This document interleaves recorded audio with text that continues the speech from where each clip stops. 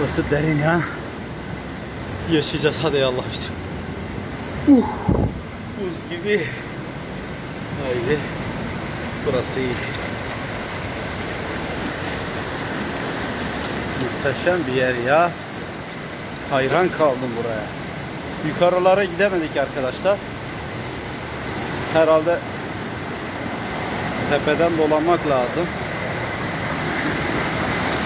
Biz de başka gün tepeden geçeriz yukarıya.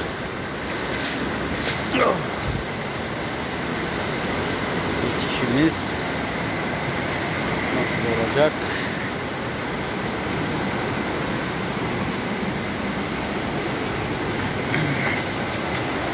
Burası da dedik.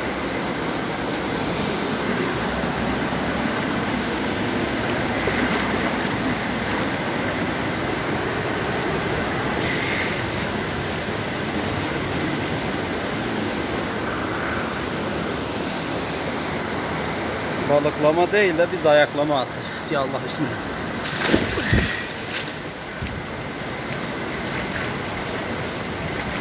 Muhteşem ya.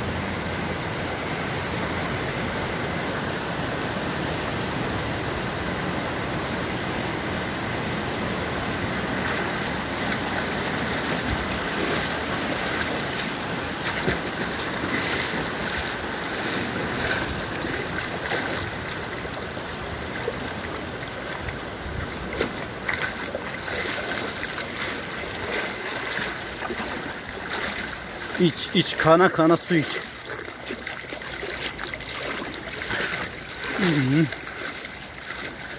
Muhteşem. Bak kuş vurmuş.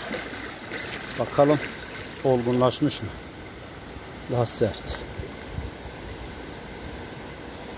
Evet şu olmuş. Yıkayalım. Afiyetle yiyelim.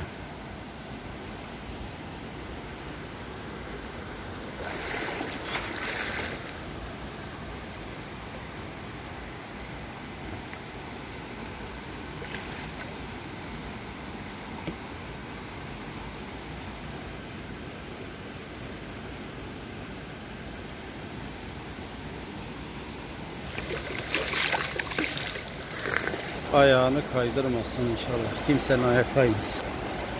Bizimki biraz kaydı. Hadi bakalım.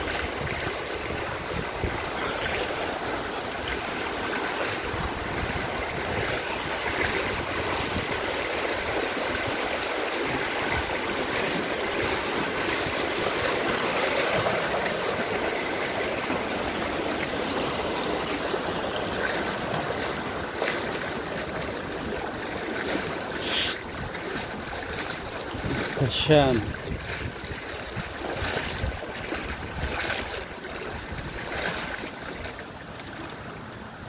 Evet bizi bekliyorlar arkadaşlar. Bizim ufaklık da arkada. Babasını bekliyor. Oğlum Arif Ahmet. Özledin mi babayı? Gel. Gel buraya bak.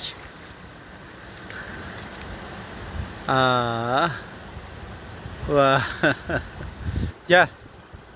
Gel.